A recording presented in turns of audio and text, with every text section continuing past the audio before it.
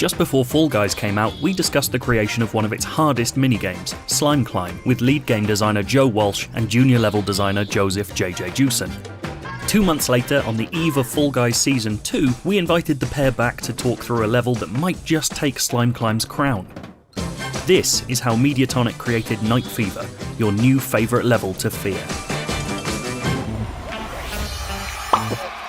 Night Fever is, I guess, familiar in a sense that it's a race level. It's kind of one of our big 60-player race to the finish line, be top 75%. One of the things we're doing differently for this was bearing in mind we knew that this was going to be dropping after people had kind of got to grips with these kind of levels and had got quite good at them. And so we thought, let's make one for these players who've conquered everything else so far and do a really hard version of that. So yeah, so on a kind of like smaller scale, we have a lot of new obstacles in Season 2 and a lot of these are kind of showcased in this level. So we have kind of rotating spike log, and we have these scythes that swing really fast, and we have these massive log swings with spikes on them that are trying to get you. And so when we were looking at this level, it was really about like, how can we show these off in a difficult way, and also in a way where it's kind of back-to-back obstacles. Like more than our other races, it's very, you can fall off at any point. There are some bits that I still find really hard and I'm falling off all the time. So yeah.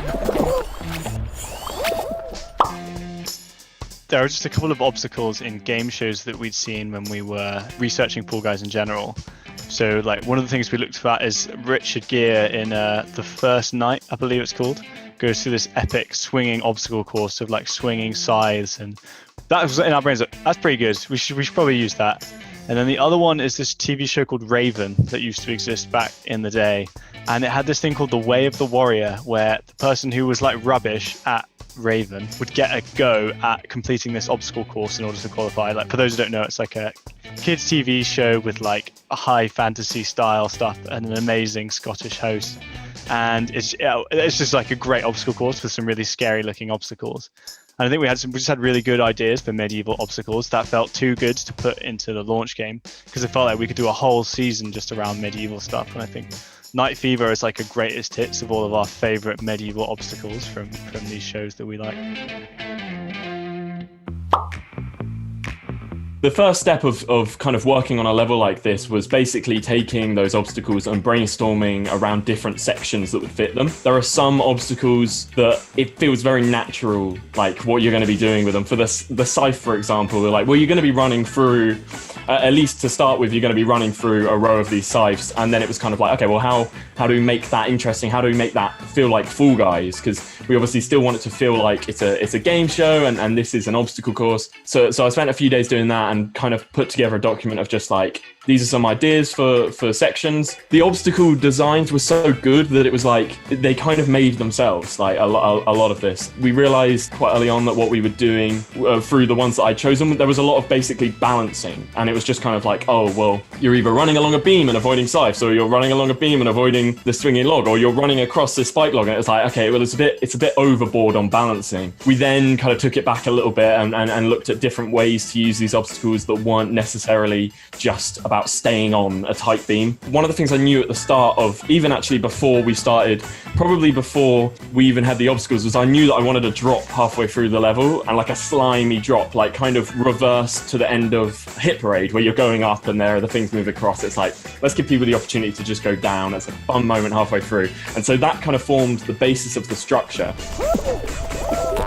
Once we had that on paper and we were happy with that, we went into the blocking out phase, and I would like make these sections separately. It's interesting. It's an interesting way to make a level, especially a level like this that is so pretty big and quite long, is that you have no idea how any of the sections are really going to play or feel until you have the whole thing together. You know, I could go down that little slide on its own. It's like, well, great. Does it feel like I earned that in the level? And does it feel like it was, you know, it's actually fun in conjunction with the other stuff? So you kind of have to make it all to then know if these sections are going to work. And we had one section which had these giant log swings, and it was kind of like a maze that you would be going through under the log swings. And on paper, it looked quite cool. It felt like you'd be able to make some interesting choices and kind of jump across.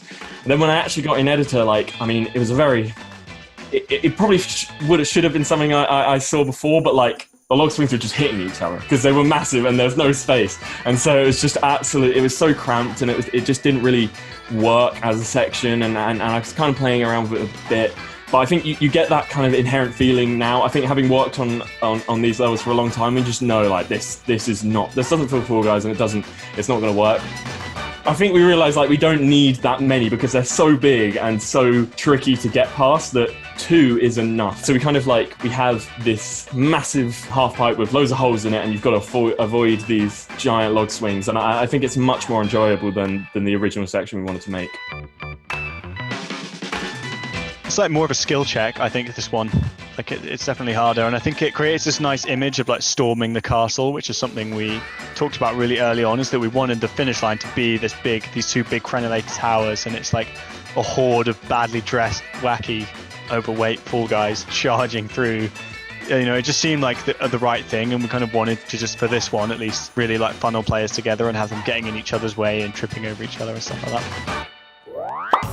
I think when you think you've mastered how to make a Fall Guys level, like it kind of changes because people master this stuff and get better at it and are like, well, where's the new challenge? What's the next new thing for me to tackle in this game? Part of that is we've been doing this kind of level variation stuff where we've got like different versions of the levels we know. Having these new obstacles, having these season 2 stuff, like we can continue to kind of just like, you know, the season 2 drop isn't the end of all of like, you know, how we can use this stuff. So yeah, I think it kind of like just gives us a really good platform for the future. I do think we're asking more of players with season 2 for sure, both in these levels and then later on when we bring these obstacles elsewhere in the game. I think it's going to be really exciting to see people try and master these ones. If every race level was as hard as Night Fever, I don't think the game would be as fun as it is. But I think when you can kind of sprinkle this into the mix of levels that are already there, you really give like different play styles and different people the opportunity to shine or have fun. One of the things we're thinking about when we're making our levels now, which is kind of different, is how are we going to remix this more down the line? We know exactly how the system works and we know what's fun. We know what people like. I think the thrill of it is those surprises where like moments that you didn't expect to see that in this level because you know it so well. We're leaving these sections, giving them more space to be able to play with in the future. I dread to think what you've got up your sleeve for Night Fever remixes. Some really good stuff.